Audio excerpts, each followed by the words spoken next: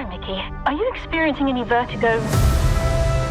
I guess I am feeling a little dizzy.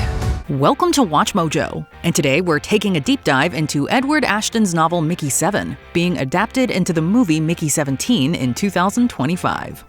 Every time I died, they just printed me out again. Everyone asks, what's it feel like to die? The first in a series, Mickey 7 was one of 2022's most popular sci-fi outings. Winning critical praise, Ashton has said that the book came to him as a way to explore, quote, uploaded consciousness. This is the current idea in speculative science that one day we could digitize our consciousness and upload it into a new form, potentially a digital afterlife, but also, as in the case of Mickey 7, a cloned copy called an Expendable. I wouldn't be surprised if you're thinking at this point, what have I done? Throughout the book, we learn the full story of what the Expendables are and why people are so wary of them. While immortality sounds good on paper, in practice, nobody wants to be in Mickey's place as the resident expendable on the Drakkar and later Niflheim, the planet the crew of Drakkar are trying to colonize. Once you die, we'll print a new version of your body. Mickey Barnes is the only person who signed up to be the expendable on the colony mission, which he does to escape gambling debt collectors on his home planet Midgard, despite it generally being a utopia. On Earth, nothing was working out, and I wanted to get the hell out of there. You're applying to be an expendable? You read through the paperwork. Yeah. I should have read through it.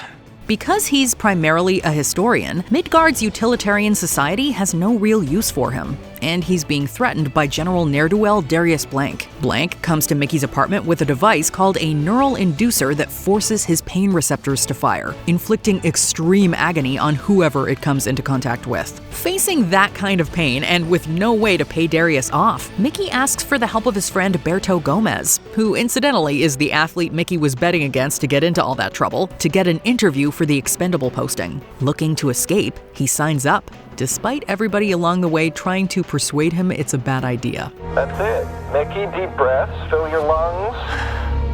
Imagine there's an unknown virus in the air, and you're sucking in every single microscopic particle floating around. But it's not all doom and gloom. Though he dies a handful of times in some extremely painful ways, including by exposure to massive amounts of space radiation and at one point getting trapped outside of the ship while conducting repairs, he also meets Nasha, his girlfriend, and they've been together for years by the time the book starts. But Nasha, she's always loved me. Despite being vital to their mission by performing dangerous tasks like taking off his spacesuit on Niflheim to see if there are any deadly pathogens in the air so that the scientists can develop a vaccine, he's looked down on by many of his fellow colonists. Chief among them is Commander Marshall, played by Mark Ruffalo in the movie, who believes that the very concept of an expendable is morally wrong. People who believe this are called natalists. This puts him and Mickey in direct conflict because though Mickey needs to die to help them learn, doing so is extraordinarily resource-intensive. Fellow pioneers, almost every single one of you will be remembered throughout history. It takes a lot of power and resources to grow him a new body in the tank every time he needs one, and the colony is struggling to produce any food. Every time you die, we learn something new, and humanity moves forward. Oh, wait, he's alive. Niflheim is a tundra planet completely covered in snow and ice. It's also populated by seemingly only one life form, a race of large worms nicknamed creepers by the humans. Mickey! It's not looking very good for you. While on a mission, Mickey falls into a crevasse, and Berto, who's now a pilot, refuses to come down and rescue him. He gets to say goodbye to Nasha over his comms, a device called an ocular, and fully expects to die down there, though he's only got a few injuries, namely his hand. Even on my 17th go-around, I hate dying. But, much to his surprise, a creeper arrives and leads him through a complex tunnel network, and eventually to safety. Now he suspects that the creepers may be more intelligent than the humans believe, and he remembers another disastrous beachhead colony mission he read about, Roanoke. That time, the humans were all killed by an unseen sentient alien race that were masters in waging biological warfare, killing them off with contagions without ever being witnessed. He begins to worry that the creepers may be just like that, though he keeps this information to himself. Upon returning to the colony dome, Mickey 7 goes back to his bunk and realizes that somebody else is already there, Mickey 8. Nobody knows that there are two Mickeys. Why aren't you dead? Multiples. This is called being a multiple when it happens, and it's extremely taboo because of another historical incident where one man created thousands of multiples of himself and waged war against the entire Union, which is what the human-populated planets are called, all of them founded long ago after humans left Earth. Because of that, if anybody finds out that they're multiple, particularly Marshall, the colony leader who hates Expendables on principle, they'll both be killed. There's a big argument between the two Mickeys over which one should be killed and shoved into the cycler, a large garbage disposal chute that recycles everything into protein slurry that's nicknamed the corpse hole. I don't like you, but I'm you. I'm not you. I'm gonna kill you.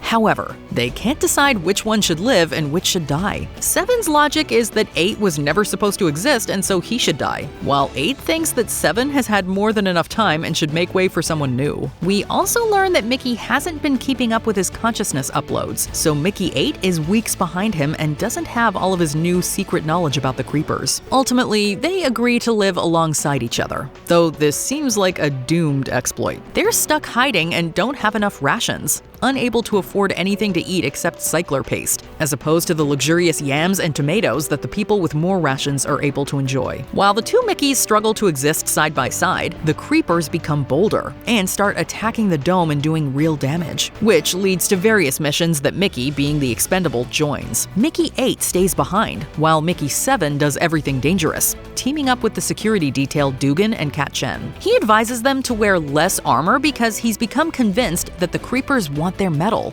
but they don't listen. Dugan gets eaten by creepers before anybody can help him. Back at the dome, Marshall wants to know exactly what's going on with the creepers, but Mickey has to maintain that he hasn't been uploaded in a few weeks and has lost a lot of knowledge. He also starts spending more time with Kat, as Mickey 8 doesn't want him in their room because he's invited Nasha over. You don't look like you're printed out. You're just a person. Kat turns out to be fascinated with the idea of Mickey being an expendable and what it means, and believes that it may be worth all that pain to be technically immortal, though he doesn't paint it in a particularly romantic light. It becomes clear that Mickey 7 and Mickey 8 aren't being very subtle, and Mickey 8 keeps forgetting to wear a bandage on his hand to pretend he has Mickey 7's injury. And then it turns out that Mickey 8 has already told Nasha everything about them being a multiple. The two Mickeys and Nasha throw caution to the wind and have a threesome. Yes, really. Only to be caught in the afterglow by Marshall, because 7 made the mistake of confiding in Kat Chen. It turns out that Kat is angling to be the colony's new expendable. It's now life or death for both Mickeys, since being a multiple absolutely cannot be allowed to happen. In the case of multiples, we exterminate every individual.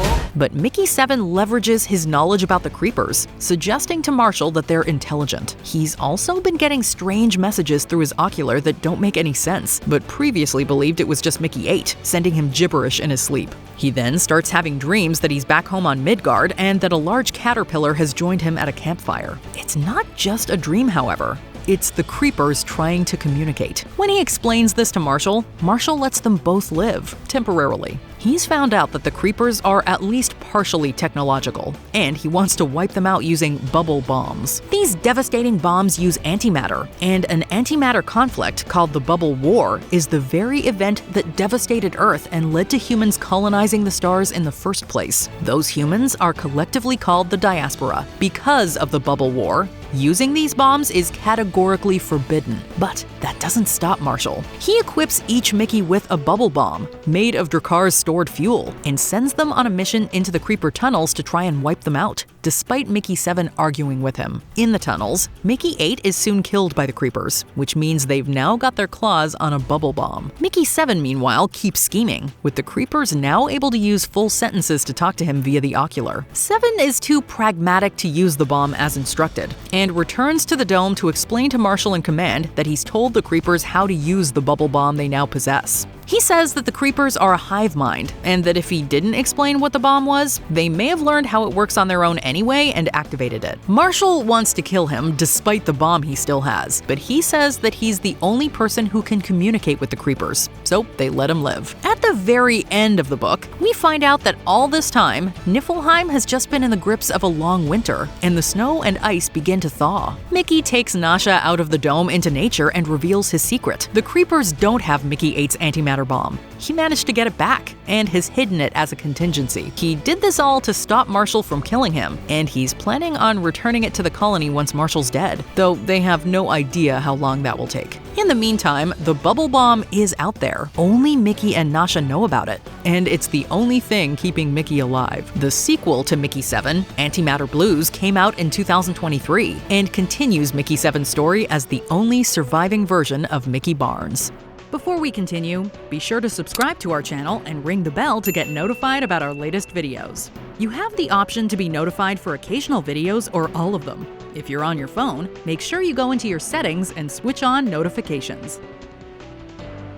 We don't know how much of this will be in Bong Joon-ho's movie starring Robert Pattinson as Mickey, now upgraded from Mickey 7 to Mickey 17 so that the movie can fit in more gruesome deaths for our unlikely hero. Edward Ashton has said that the movie is going to change a lot, but that he trusts Bong Joon-ho's vision. Considering production wrapped all the way back in 2022, with the movie delayed various times because of the SAG-AFTRA strike, it may not incorporate much from the sequel, if at all. But we cannot wait to see what changes and what stays the same. Let us know if you're gonna read Antimatter Blues in the comments, and which scenes you hope make it into Mickey 17. Mickey Barnes, fighting right to the end.